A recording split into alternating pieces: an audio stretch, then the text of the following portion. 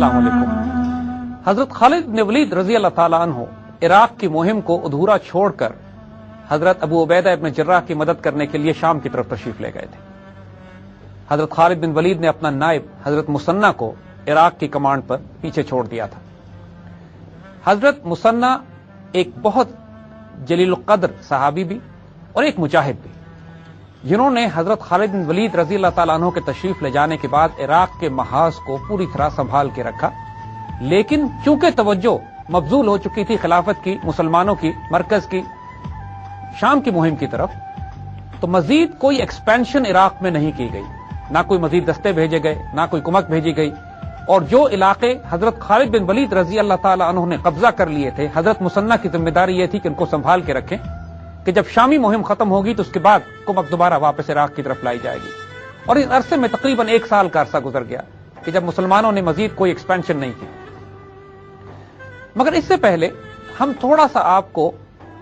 इस फारसी सल्तनत या पर्शियन एम्पायर के बारे में कुछ बताना चाहेंगे, ताकि आपको पर्सपेक्टिव का अंदाजा हो, आपको ये अंदाजा हो कि वो कितनी बड़ी हुकूमत और कितनी बड़ी सल्तनत थी कि जिससे मुसलमान टकराने गए थे या टकरा चुके थे। देखिए, अपने उरूज के वक्त पर्शियन एम्पायर का जो हुजूम था, एक तरफ वो दरियाए सिंध के किनारे तक पहुंचे हुए थे, ईरान, आज के ईरान और अफगानिस्तान को अबूर करते हुए, दूसरी तरफ सेंट्रल एशिया, एशिया वस्ती, समरकंद और बुखारा की तरफ उनके फैलाव था, तीसरी तरफ वो रोमन एम्पायर की सरहदों में शाम के पास और जो आजकल टर्की के इलाके हैं वहां तक वो फैले हुए थे, और मशरक़ वस्ता में इराक इनके पास था, और जजीरा नुमा अरब जो कि आज का सऊदी अरेबिया कहलाता है, उसके रेगिस्तानों के बाहर इसकी सरहदें मिलती थी। अपने उरूज में दुनिया ने इनसे बड़ी सल्तनत कोई नहीं देखी, और इसमें कोई शुबा भी नहीं था कि जिस वक्त हुजूर सल्लल्लाहु अलैहि वसल्लम ने एक खत लिखा खुसरो परवेज को, उस वक्त खुसरो परवेज इतनी ही बड़ी सल्तनत पर हुकूमत कर रहा था। लेकिन उस बदबख्त ने जब हुजूर सल्लल्लाहु अलैहि वसल्लम के नामा मुबारक को फाड़ कर फेंक दिया, तो यहां से उस पर अल्लाह की मार और फटकार पड़ी, और हुजूर सल्लल्लाहु अलैहि वसल्लम ने फरमा दिया कि बहुत जल्द इसकी सल्तनत टुकड़े टुकड़े हो जाएगी। और यह वो वक्त था कि जब फौरन ही उस सल्तनत में तवाइफुल मुलूकी, इख्तिलाफ, निफाक और कमजोरियां पैदा होना शुरू हो गई, और वो तमाम असबाब बनना शुरू हो गए जो किसी बड़ी से बड़ी सल्तनत को तबाह करने के होते हैं। इस कैफियत में जब मुसलमानों ने इराक की कैंपेन शुरू की, तो हाल उस वक्त पर्शियन एम्पायर का यह था कि इनका मरकज कमजोर हो चुका था, खुसरो परवेज कत्ल हो चुका था, उसके बाद यके बाद दीगरे कई बादशाह आए जो कमजोर थे। इसी तवाइफुल मुलूकी के दौर में ईरान के तख्त पर एक औरत पुरानदख्त को बिठा दिया गया जो खुसरो परवेज की रिश्तेदार थी, मगर वो एक बहुत कमजोर हुक्मरान साबित हुई। और जिस वक्त हजरत खालिद बिन वलीद रजी अल्लाह ताला अन्हु की कैंपेन्स इराक में शुरू हो चुकी थी और मुसलमान फतूहात कर रहे थे, उस वक्त ईरान के तख्त पर यह औरत हुकूमत कर रही थी, मगर इससे उसके हुक्मरान, उसके वज़रा खुश नहीं थे, और करीब था कि इसका भी तख्ता उलट दिया जाता। जब हजरत खालिद बिन वलीद रजी अल्लाह ताला अन्हु इराक की मुहिम से निकलकर शाम की तरफ चले गए, तो ईरानियों को भी हौसला हुआ कि अब हम अपने आप को रीऑर्गेनाइज करके, रीलॉन्च करके, काउंटर अटैक करके अपने तमाम इलाकों को दोबारा से हम अपने सल्तनत में शामिल कर सकते हैं जिन पर मुसलमान काबिज हो चुके थे। और अब हजरत मुसन्ना एक डिविजनल कमांडर के तौर पर उनको कंट्रोल कर रहे थे। ईरानियों ने बहुत बड़ी तादाद में जंगी तैयारी शुरू की। पुरानदख्त को तख्त से हटा दिया गया और उसकी जगह एक नौजवान 17 या 20 साल का यज़दगर्द के नाम से बादशाह बिठा दिया गया, जिसके गिर्द तमाम ईरानी कौम जमा होना शुरू हो गई। फारसी नेशनलिज्म और अपनी सल्तनत और अपने तमाम उस तारीख को बचाने के लिए पूरे सल्तनत फारस में, पूरी पर्शियन एम्पायर में एक आग लगा दी गई। और अभी भी उस सल्तनत में इतना दमखम बाकी था कि जैसे अर्ज किया कि सिर्फ इराक का एक सूबा, वो भी आधा इनके हाथ से निकला था, बाकी पूरी एम्पायर इनके पास थी, उसके वसाइल इनके पास थे, और अपने वक्त ये सुपर पावर हुआ करते थे। इन्होंने, इनकी कमजोरी मरकज की कमजोरी थी, तवाइफुल मुलूकी थी, बैड एडमिनिस्ट्रेशन थी, बैड गवर्नेंस थी, जिसकी वजह से ये मैनेज नहीं कर पा रहे थे अपने अफेयर्स को। और सबसे बढ़कर इनसे जो टकराए थे आके, वो सैफुल्लाह थे, जिनके आगे रुकना इनके लिए नामुमकिन था। अब सैफुल्लाह के शाम की मुहिम पर चले जाने के बाद इनको उम्मीद होनी शुरू हो गई कि हम शायद वो इलाके अपने वापस ले सके। एक बहुत बड़ा लश्कर तैयार किया गया। اتنا بڑا لشکر کہ حضرت مثنیٰ نے یہ ریئلائز کیا کہ اب ان مسلمان ڈٹیچمنٹس کے لیے، ان مسلمان بریگیڈز کے لیے کہ جو عراق میں موجود ہیں، ممکن نہیں ہوگا کہ اتنے بڑے ایرانی کاؤنٹر اٹیک کو سنبھال سکیں، تو آپ واپس حضرت ابوبکر صدیق کی طرف مدینہ پہنچے اور آپ سے مدد کی درخواست کی۔ حضرت ابوبکر صدیق رضی اللہ تعالی عنہ اس وقت بستر مرگ پہ تھے، آپ کے انتقال میں چند دن باقی رہ گئے تھے، پھر بھی آپ نے حضرت مثنیٰ سے ملاقات کی اور حضرت عمر رضی اللہ تعالیٰ عنہ کو بلا کر ہدایت کی کہ اگر میں صبح انتقال کر جاؤں تو شام تک مثنیٰ کی امداد کے لیے کمک بھیجو، اور اگر میں رات کو انتقال کروں تو صبح سے پہلے تمہارے لشکر نکل جانے چاہیے مثنیٰ کی مدد کے لیے، اور ہر حال میں ہم نے عراق کی حفاظت کرنی۔ اس کے بعد حضرت ابوبکر صدیق رضی اللہ تعالیٰ عنہ کا انتقال ہو گیا اور حضرت عمر نے سب سے پہلے وار کونسل کی میٹنگ طلب کی، اور مقصد اس کا یہ تھا کہ عراقی کیمپین کے لیے مجاہدین کے لشکر تیار کیے جائیں۔ اعلان جہاد کرایا گیا، پوری دولت اسلامیہ سے مجاہدین پہنچنا شروع ہوئے، اور حضرت ابو عبیدہ الثقفی، یہ یمن کے ایک مجاہد تھے، ان کو کمانڈ دے کر عراقی کیمپین کی طرف بھیجا گیا۔ ان کے ساتھ لشکر کی تعداد کم تھی اور زیادہ تر نوجوان، زیادہ تر مجاہدین وہ شامل تھے کہ جن کو جنگ کا کوئی بہت زیادہ تجربہ نہیں تھا، لیکن عراق میں ان کے ساتھ حضرت مثنیٰ شامل ہوئے اور اوور آل کمانڈ جو تھی وہ حضرت ابو عبیدہ الثقفی کے حوالے کی گئی۔ حضرت عمر رضی اللہ تعالی عنہ نے ابو عبیدہ الثقفی کو ہدایت کی تھی کہ حضرت مثنیٰ اور حضرت سلید کی مرضی کے بغیر کوئی فیصلہ نہ کیا جائے، کیونکہ وہ چونکہ پہلے ہی ان علاقوں میں موجود تھے اور ایرانیوں کی جنگی کیمپینز کو سمجھتے تھے، لہذا ان کا مشورہ لینا بہت زیادہ ضروری تھا۔ لیکن حضرت ابو عبیدہ نوجوان بھی تھے، ناتجربہ کار بھی تھے، ان کے جذبہ ایمانی اور جذبہ جہاد میں کوئی کمی نہیں تھی۔ جب وہ ایرانی لشکر کے سامنے پہنچتے ہیں تو بیچ میں ایک دریا ہوتا ہے اور پشت پر ریگستان تھا۔ جنگی حکمت عملی بہتر یہ ہوتی، جیسے کہ حضرت مثنیٰ نے، حضرت سلیف نے ان کو مشورہ دیا تھا کہ آپ اس طرف رک جائیے اور ایرانی لشکر کو دعوت دیجئے کہ وہ دریا عبور کر کے آپ کی طرف آئے، کہ اگر پیچھے ہٹنا پڑے تو اس کے لیے پشت پر ریگستان موجود ہوتا ہے۔ مسلمان لشکر کی تعداد صرف 9000 تھی، اس کے مقابلے میں کوئی 50,000 کے قریب ایرانی، اور ایرانی فوج وہ کہ جو اپنے پورے لاؤ لشکر کے ساتھ، اپنے جنگی ہاتھیوں کے ساتھ، جو زمانے میں آرمر بریگیڈز ہوتے تھے، اپنے آرچرز کے ساتھ، یعنی اپنے تیر انداز دستوں کے ساتھ، اپنی کیولری کے ساتھ، اور مسلمانوں کے پاس جیسے عرض کیا کہ صرف لائٹ کیولری تھی، جس میں نہ کوئی ہمارے پاس بھاری ہتھیار تھے، نہ منجنیقیں تھیں، نہ کوئی آرمر بریگیڈ تھا، ہلکی لائٹ کیولری، تلوار، تیر، نیزے، اور وہ بھی مسلمان ایک ایسی جگہ پہ جنگ لڑ رہے تھے جہاں ان کے پاس مزید کوئی کمک پہنچنے کی امید نہیں تھی۔ حضرت ابو عبیدہ الثقفی، انہوں نے جوش میں یہ فیصلہ کیا کہ ہم دریا پار کر کر ایرانیوں کے پاس پرلی طرف جا کر مقابلہ کریں گے۔ ایرانیوں نے اپنے لشکر کی صف بندی اس طرح کی ہوئی تھی کہ جو کشتیوں کا پل لگایا گیا تھا، اس پل سے جب مسلمان فوج پار کر کر دریا کے پرلی طرف پہنچی ہے تو اس کے 3 اطراف میں ایرانیوں نے اپنی فوج لگا لی تھی، اور چوتھی طرف دریا تھا، اور دریا سے پیچھے ہٹنے کا راستہ صرف وہ ایک پل تھا جو کشتیوں کو باندھ کر بنایا گیا تھا۔ مسلمانوں نے ابھی اپنے آپ کو سفارا ہی نہیں کیا تھا، اور مینوور کرنے کی جگہ بھی مسلمانوں کے پاس نہیں تھی۔ وہاں جا کر مسلمانوں کو احساس ہوا کہ وہ ایک ٹریپ میں آ گئے ہیں، جگہ بہت محدود ہے، پیچھے ہٹنے کا اب راستہ نہ تو تھا، نہ کوئی پیچھے ہٹنا چاہتا تھا۔ اب پوری قوت کے ساتھ ایرانیوں نے 3 اطراف سے اپنے ہاتھیوں کو سامنے رکھتے ہوئے حملہ کیا۔ اب مسلمانوں کے گھوڑے ان ہاتھیوں کو دیکھنے کے عادی نہیں تھے اور اس سے ذرا خوفزدہ ہوئے۔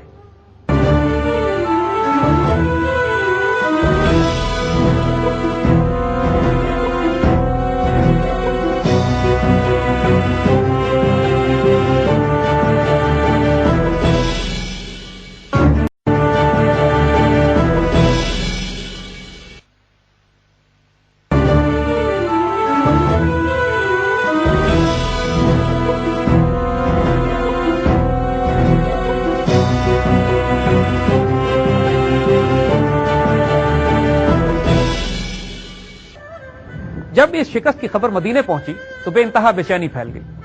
کیونکہ اب حال یہ ہو چکا تھا کہ ایرانیوں کے حوصلے اتنے بلند ہو چکے تھے کہ ان کو یقین ہو گیا تھا کہ وہ تمام مفتوحہ علاقے جو مسلمانوں نے فتح کیے تھے ان سے، اور سیدنا خالد بن ولید رضی اللہ تعالیٰ عنہ کی تلوار نے وہ مسلمان سلطنت میں شامل کیے تھے، وہ تمام مسلمانوں کے ہاتھ سے نکل جائیں گے۔ ایک بہت بڑی وار کونسل بلائی گئی، تمام صحابہ جمع ہوئے اس میں، اور فیصلہ کیا گیا کہ ایک بہت بڑے لشکر کو دوبارہ تیار کیا جائے جو دوبارہ اس عراقی کیمپین پر جائے گا، اور ایرانیوں سے اس کا بدلہ لیا جائے گا۔ وہ جنگ جسر کہلاتی ہے، پل والی لڑائی۔ تاریخ میں اس کا نام ثبت کر دیا گیا کہ جس کے اندر مسلمانوں کو شدید ترین نقصان اٹھانا پڑا۔ گو کہ اس کے بعد مسلمانوں نے کچھ اور جھڑپیں بھی کی وہاں پر فارسی سلطنت کے ساتھ، اور ان کو بڑا نقصان پہنچایا اور جنگ جسر کا بدلہ بھی لیا گیا۔ لیکن پھر مدینے میں فیصلہ یہ کیا گیا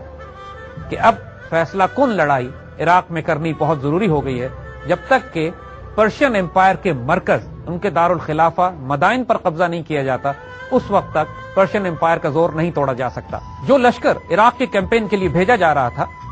سیدنا عمر رضی اللہ تعالیٰ عنہ نے فیصلہ یہ کیا کہ اس کی قیادت یہ خود فرمائیں گے۔ لیکن تمام جلیل القدر صحابہ نے آپ کو مشورہ دیا کہ خدا نہ خواستہ اگر مسلمانوں کو شکست ہوتی ہے تو یہ مسلمان لشکر کی شکست تصور نہیں کی جائے گی، اسلامی ریاست کی شکست تصور کی جائے گی، لہٰذا آپ خود جانے کے بجائے بھاری لشکر تیار کیجئے، مگر اس کی قیادت کسی اور جلیل القدر صحابی کے حوالے کیجئے، بے شک آپ مدینے سے اس کو کنٹرول کریں۔ حضرت عمر رضی اللہ تعالیٰ عنہ نے تجویز کو تسلیم کیا، اور اس کے بعد یہ فیصلہ کیا گیا کہ کس کو اس لشکر کی قیادت دی جائے۔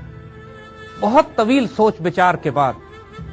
حضرت عبد الرحمن بن عوف، جو عشرہ مبشرہ میں سے ہیں، آپ نے حضرت سعد بن ابی وقاص رضی اللہ تعالیٰ عنہ کا نام تجویز کیا، اور بلا اتفاق اس پر تمام صحابہ نے ایگری کر لیا۔ حضرت عمر رضی اللہ تعالیٰ عنہ نے فیصلہ یہ کیا، کیونکہ یہ مہم بہت نازک تھی اور بہت زیادہ سٹیکس انوالو تھے خلافت اسلامیہ کے لیے، تو حضرت عمر کا فیصلہ یہ تھا کہ سعد بن ابی وقاص رضی اللہ تعالیٰ عنہ کو کور کمانڈر کے طور پہ بھیجا جائے گا، مگر اوور آل کمانڈ پوری جنگ کی خود سیدنا عمر رضی اللہ تعالیٰ عنہ اپنے ہاتھ میں رکھیں گے۔ یہ بذات خود ایک غیر معمولی اور بہت رسکی فیصلہ تھا، یعنی ایک ایسے تھیٹر آف آپریشن میں کہ 2000 میل دور لڑا جا رہا ہو، اس زمانے میں جب کوئی کمانڈ اینڈ کنٹرول سینٹر اس طرح کے نہیں جیسے آج قائم ہو سکتے ہوں، یہ فیصلہ کرنا کہ جنگ کی ایک ایک اسٹریٹجک ڈیسیژن مدینے سے لیے جائیں گے، اور جو آپریشنل کمانڈر ہے، جو تھیٹر کمانڈر ہے، وہ صرف ٹیکٹیکل آپریشنز کرے گا، یہ ایک بہت غیر معمولی فیصلہ تھا۔ حضرت عمر رضی اللہ تعالیٰ عنہ نے فوج کو جدید طور پر اثر نو تقسیم اور ترتیب دینا شروع کیا۔ یہ پہلی مرتبہ یہ سحری کے اوقات آپ تک پیش کیے جا رہے ہیں کنلے کے تعاون سے۔ اسلام آباد اور اس کے مضافات میں آج انتہاء سحر 5:17 ہے۔ یہ سحری کے اوقات آپ تک پیش کیے گئے کنلے کے تعاون سے۔ تباہ مسلمانوں کی تاریخ میں ہوا کہ گھڑ سوار کیولری کے دستے الگ تیار کیے گئے، اونٹ سوار کیولری الگ تیار کی گئی، آرچرز یا تیر اندازوں کے دستے الگ بنائے گئے، پیادہ فوج کو الگ منظم کیا گیا، اور اس کے علاوہ بہت بڑی تعداد میں لاجسٹک ڈویژنز تیار کیے گئے، جس کے اندر میڈیکل کور تھی، جاسوس دستے تھے، اسکاؤٹس تھے، گائیڈز تھے، وہ اور لاجسٹکس اور سپلائی کی وہ تمام ریکوائرمنٹس جو آج کی جدید فوج کے اولین خدوخال ہو سکتے ہیں، ان تمام کو اس دور کے لحاظ سے ترتیب دیا گیا کہ جو اپنے وقت میں بھی کئی سو سال ایڈوانس ملٹری اسٹریٹجی یا ملٹری پالیسی تھی۔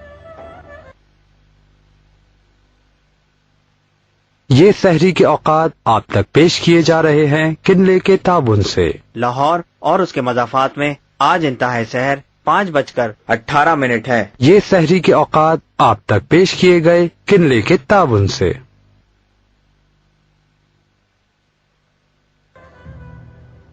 حضرت عمر رضی اللہ تعالیٰ عنہ نے ملت اسلامیہ میں جہاد کا اعلان کرایا،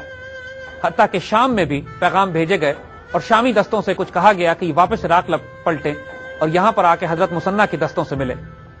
یہاں سے حضرت سعد بن ابی وقاص رضی اللہ تعالیٰ عنہ اپنے لشکر کے ساتھ نکلتے ہیں، اور ان کو پہلے 2 ماہ کے قریب ریگستان میں لے جا کر قیام کرایا گیا۔ اس عرصے میں تمام مسلمان دستوں کی تربیت کرائی گئی، کمانڈ اینڈ کنٹرول سینٹرز کو ری آرگنائز کیا گیا، مسلمان دستوں کو پورے ریگستان میں پھیلا دیا گیا تاکہ ان کی تربیت کی جا سکے، گھوڑے مانوس ہو سکیں، اور وہ تمام نئے دستے جو پورے ملت اسلامیہ سے آئے تھے اور ایرانیوں کے خلاف لڑنے کے عادی نہیں تھے، ان کو ایرانیوں کی جنگی حکمت عملی اور حربی حکمت عملی سے روشناس کرایا گیا۔ یعنی باقاعدہ کئی ماہ لگا کر ایک منظم فوج تیار کی گئی، تمام جنگی اصولوں کو سامنے رکھا گیا جن کو سامنے نہ رکھنے کی وجہ سے جنگ جسر میں مسلمانوں کو شدید نقصان اٹھانا پڑا تھا۔ یہ ایک بہت ہائی سٹیک جنگ تھی مسلمانوں کے لیے بھی اور پرشین امپائر کے لیے بھی۔ حضرت عمر رضی اللہ تعالیٰ عنہ نے فیصلہ یہ کیا کہ جنگ قادسیہ کے میدان میں لڑی جائے گی، تاکہ اللہ نہ کرے نقصان ہونے کے نتیجے میں مسلمانوں کی پشت پر ریگستان ہو اور مسلمان وڈرا کر کے ریگستان میں آ سکیں۔ دوسری طرف یزدگرد کے بادشاہ بننے کے بعد ایک ہجانی کیفیت پورے پرشین امپائر میں بھی مبتلا ہو چکی تھی۔ لاکھوں کی تعداد میں سپاہی جمع کیے جا رہے تھے۔ سلطنت ایران جو وسائل اکٹھے کر سکتی تھی ان کو جمع کیا گیا، اور اپنے سب سے بڑے کمانڈر ان چیف رستم کی سربراہی میں ایک لشکر جرار بھیجا گیا جس کے پاس درجنوں ہاتھی تھے، جو کہ ان کے آرمڈ ڈویژن، اور ان کو قادسیہ کے میدان میں حضرت سعد بن ابی وقاص کی فوج کا سامنا کرنے کے لیے بھیج دیا گیا۔ ایران نے اپنی تمام تر عزت، وقار اور طاقت جنگ قادسیہ میں جھونک دی تھی۔ جس طرح شامی کیمپین میں جنگ یرموک نے ایک فیصلہ کن کردار ادا کیا تھا، جنگ یرموک میں شکست کھانے کے بعد رومن بائزنٹائن امپائر سیریا سے ہاتھ دھو بیٹھی تھی۔ شام ان کے ہاتھ سے نکل گیا تھا اور مسلمان پیدر پہ آگے بڑھتے ہوئے بیت المقدس شریف، انطاکیہ اور تمام ان علاقوں پر قابض ہو گئے تھے جس پر پہلے بائزنٹائن حکومت قابض تھی۔ وہ تمام رول جو سیرین کیمپین میں جنگ یرموک نے ادا کیا تھا، پرشین کیمپین میں یہ سعادت، یہ رول جنگ قادسیہ کا تھا۔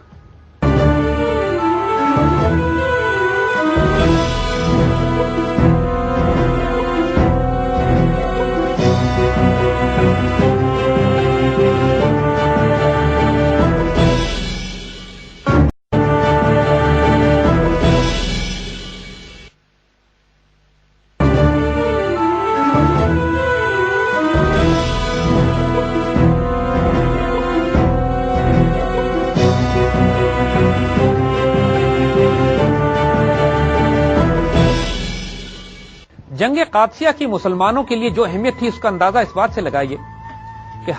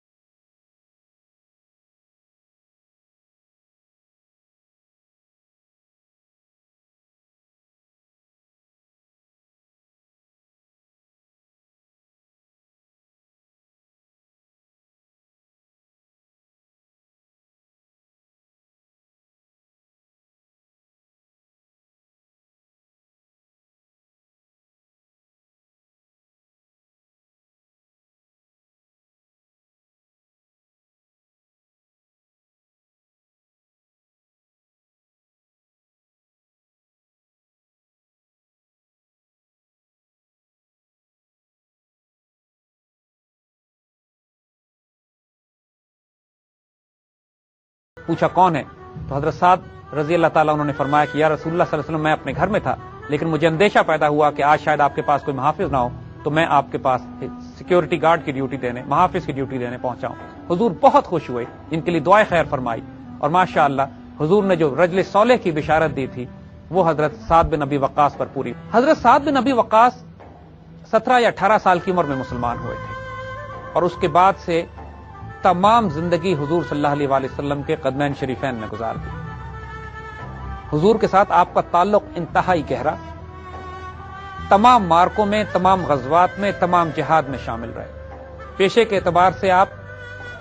تیر کمان بناتے تھے اور تیر سازی کا کام آپ کا تھا اور بہت شاندار تیر انداز بھی تھے۔ مکی دور میں مسلمانوں کو اس بات کی اجازت نہیں تھی کہ اپنے دفاع میں ہاتھ اٹھا سکیں اور مسلمان چھپ چھپ کے وہ 10 یا 12 مسلمان جو پہاڑی پر رہ گئے تھے اور جنہوں نے حکم عدولی نہیں کی تھی وہ شہید ہوئے، مگر تمام دباؤ حضور صلی اللہ علیہ وآلہ وسلم پر آ گیا۔ حضور نے اپنے ساتھ 2 یا 3 صحابی ہر وقت رکھے جو چٹان کی طرح حضور کی حفاظت فرما رہے تھے، اس میں ایک حضرت سعد بن ابی وقاص رضی اللہ تعالیٰ عنہ۔ یہ پہلا موقع تھا کہ جب حضور خود تیر اٹھا کر حضرت سعد کو دیتے تھے اور فرماتے تھے سعد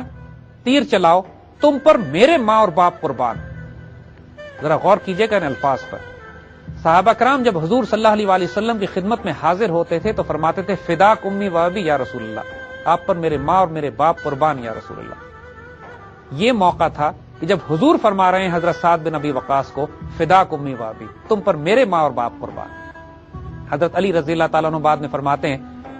کہ حضور صلی اللہ علیہ وآلہ وسلم نے اپنی حیات مبارک میں یہ الفاظ کسی اور کے لیے استعمال نہیں فرمائے۔ اس سے اندازہ کیجیے حضرت سعد بن ابی وقاص رضی اللہ تعالیٰ عنہ کے مقام کا۔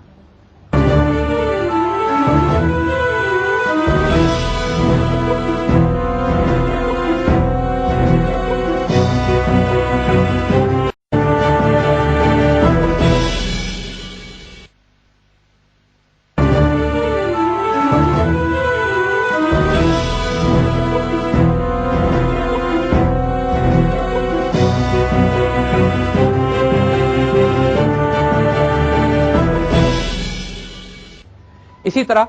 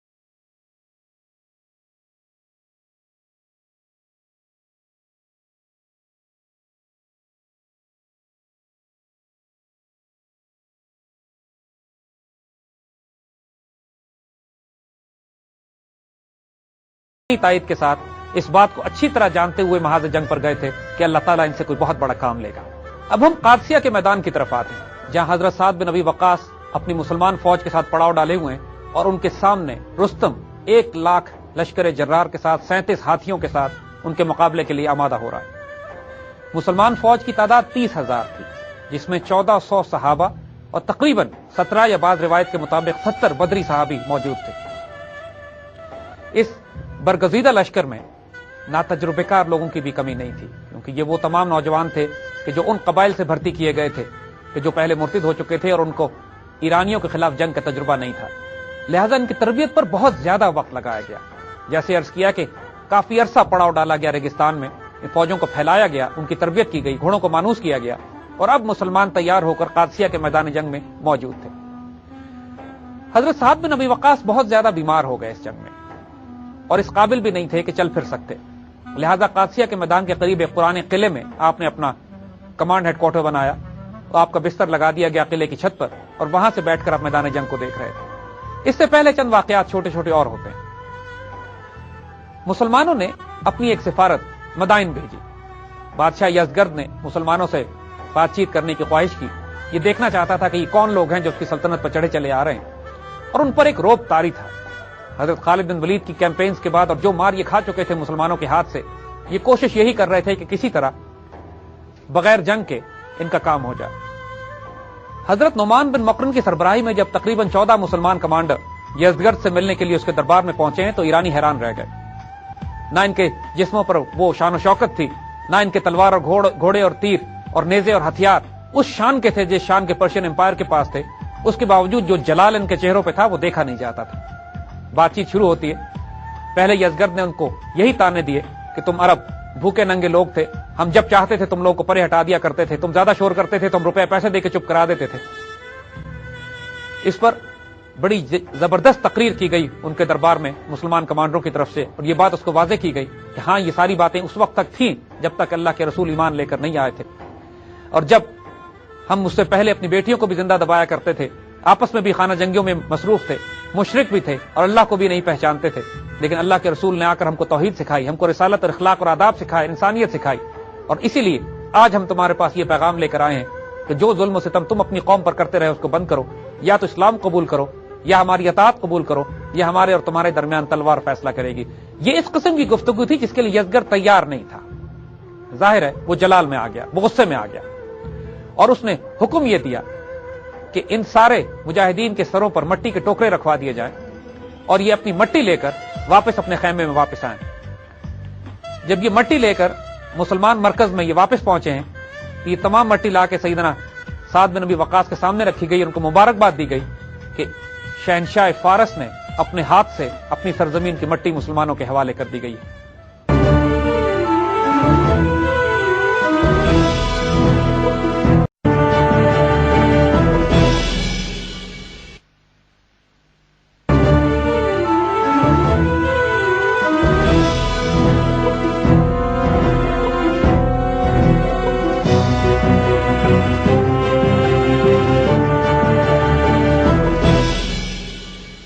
یزدگرد کے دربار میں سفارتکاری کے فیل ہونے کے بعد بات اب میدان جنگ تک پہنچ چکی تھی، لیکن میدان جنگ کا کمانڈر رستم، جس کے پاس جو کوٹ آف آرمز تھا پرشین امپائر کا وہ بھی اس کو دیا گیا تھا، وہ علم، وہ جھنڈا جس کو درفش کاروانی کہا کرتے تھے، جو عزت اور آبرو تھی تمام پرشین امپائر کی، وہ تک رستم کے پاس تھی۔ اس کے باوجود رستم انتہائی خوف زدہ تھا مسلمانوں سے لڑنے میں۔ وہ یہ چاہتا تھا کہ بات سفارتکاری کے ذریعے طے کر لی جائے۔ اس نے بھی وہی سلسلہ شروع کیا کہ جو اس سے پہلے اس کا بادشاہ یزدگرد کر چکا تھا۔ اس نے حضرت سعد بن ابی وقاص کو پیغامات بھیجے کہ آپ اپنے سفیر میرے پاس بھیجیے۔ بہت بڑا دربار لگایا، چاروں طرف اپنے سپاہی کھڑے کیے، زرق برق لباسوں میں موجود سپاہی، آرمر، انفینٹری، اپنی تمام فوجی طاقت کا مظاہرہ کیا، اور مسلمانوں سے کہا کہ ایک ایک کر کے اپنے سفیر بھیجنا شروع کیجیے۔ پہلے دن جو صحابہ گئے سفارت کے طور پر، اپنے دربار میں جس جلالی شان کے ساتھ، جس قلندرانہ اور فقیرانہ شان کے ساتھ داخل ہوئے، پرشینز حیران رہ گئے۔ انہوں نے وہی باتیں کہیں